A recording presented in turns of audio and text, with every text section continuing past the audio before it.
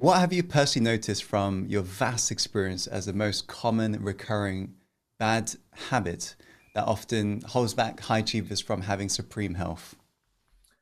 Well, I think a lot of times high achievers want to measure their success in terms of business achievements and how many companies you form and how many you've sold. And while all that's important, many of us, particularly younger, will sacrifice our personal health, our personal sleep, our personal eating habits to achieve these goals. And what I can assure almost everybody is when these high achievers who haven't been taking care of their health reach their 50s, their 60s, maybe their 70s, everything comes home to roost. I just wish I could have met some of my patients earlier in their life when they didn't develop a cancer that they were shocked with, when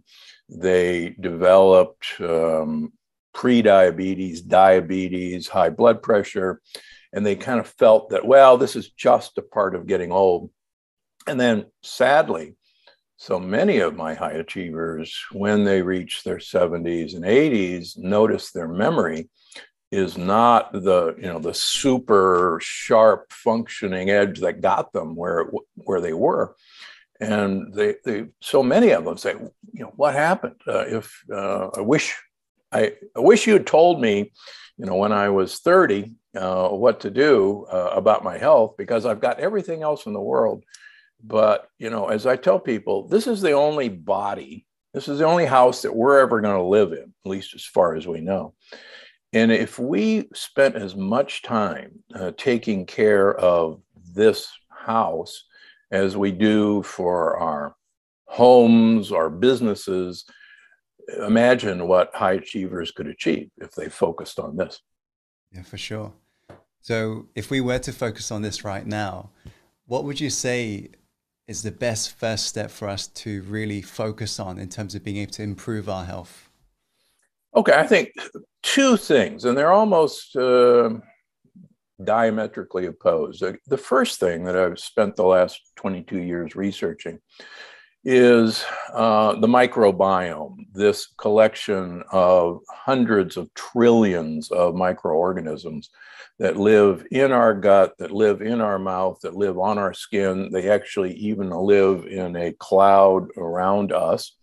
The microbiome has really only been known about now for 15 years when the Human Microbiome Project was completed. And we now know that there's a symbiotic relationship between these organisms that live in us and on us and our health. And in fact, we are more importantly the home of the microbiome than really anything else. And in one of my bestsellers, The Longevity Paradox, I point out that longevity in health span, how many years we live well, really correlates exactly to the health of our microbiome, the diversity of our microbiome, and the interaction between the microbiome and the lining of our gut wall. And we could delve into that if you want. And if you look at, for instance, 105-year-old people in thriving health, and these people exist, I have a couple in my practice, they have the diversity of the microbiome of a 30-year-old person. Whereas if you look at most people in their 60s, 70s, and 80s, they have a very almost desert-like microbiome, very few species, very few interaction among species, and it's this diversity, kind of a tropical rainforest that you want, that in fact fosters good health. And we're finding more and more that the microbiome's happiness in their home and what you give them to eat to make them happy is actually going to end up making you happy, and they're going to support the home that they live in, which happens to be us. So this symbiotic relationship has, in the West, been destroyed by things I go into, like our food, like Roundup glyphosate, which in America is now sprayed on almost everything. It's in our wines in America. It's in all of our grain products. It's in all of our beans. Antibiotic use.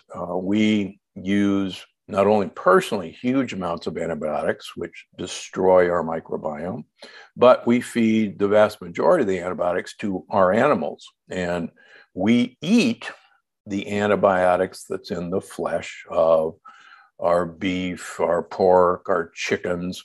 And little did we know that those residual antibiotics in the meat that we eat actually also kills off our microbiome. So it's no wonder that we basically have a desert for our microbiome. Right. So that's number one.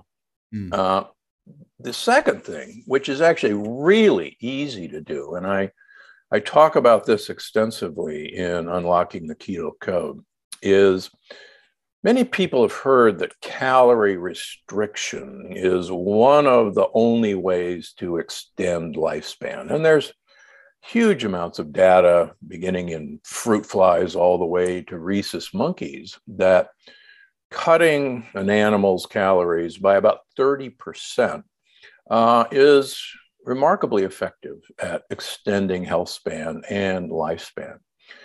This was questioned with the rhesus monkey studies of the University of Wisconsin and the National Institutes of Aging. And there were two simultaneous rhesus monkey studies that spanned over 30 years.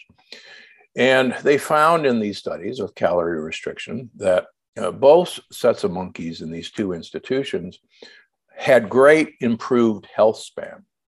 But only one of these two studies was their increased lifespan from calorie restriction. And everybody, including myself in this field, wondered why that was. The diets were slightly different.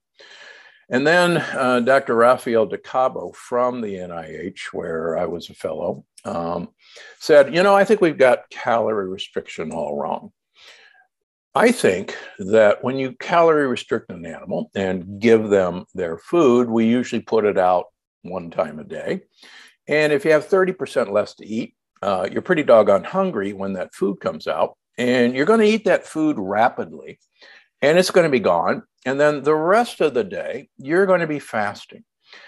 And he said, I think it has to do with the shortened time that these animals are eating their food, and the extended time that they're not eating is actually the effect we're looking for. And he designed an elegant series of experiments, and to cut to the chase, he in fact found that it wasn't so much the reduced calories that the animals were eating, but it was the reduced amount of time that they were eating. And so this has been duplicated now in humans, and it's been found that if we can reduce people's eating window, the time you start eating at the beginning of the day and the time you end eating in night, to about 6 to 8 hours. And what that looks like is, okay, let's have break fast at noon, and let's finish dinner at 6 o'clock, just as an example. That's a 6-hour eating window or a 18-hour fasting window. And if you do that, you produce dramatic changes in health span, in activation of genes that prevent cancer. And for a high achiever, being at your peak health, just by limiting the time you eat, is actually really easy to do once you learn how to do it.